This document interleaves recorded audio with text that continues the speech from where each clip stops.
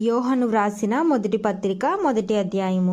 జీవవాక్యమును గూర్చినది ఆది నుండి ఏది ఉండెనో, మేమేది వింటిమో, కనులారా ఏది చూచితిమో, ఏది నిదానించి కనుగొంటిమో, మా చేతులు దేనిని తాకి చూచెనో అది మీకు తెలియజేయుచున్నాము.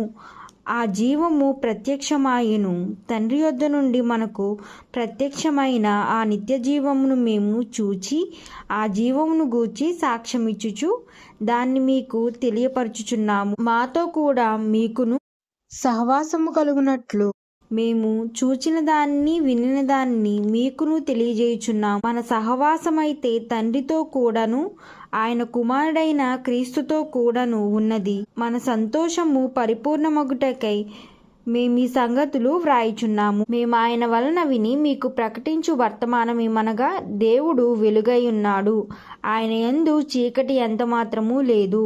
ఆయనతో కూడా సహవాసము గలవారమని చెప్పుకొని చీకటిలో నడిచిన ఎడల మనము అబద్ధమాడుచు సత్యమును జరిగింపకుందుము. అయితే ఆయన వెలుగులో ఉన్న ప్రకారము మనమును వెలుగులో నడిచిన ఎడల మనము అన్యోన్య సహవాసము గలవారమై ఉందుము.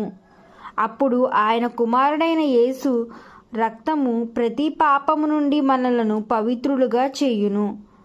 మనము పాపము లేని వారిమని చెప్పుకొనిన ఎడల మనలను మనమే మోసపుచ్చుకుందుము.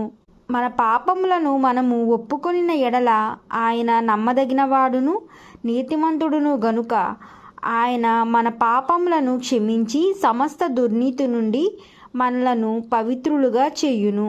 మనము పాపము చెయ్యలేదని చెప్పుకొనిన ఎడల ఆయనను అబద్ధికునిగా చేయువారమగుదుము, మరియు ఆయన వాక్యము మనలో ఉండదు. ఆమేన్.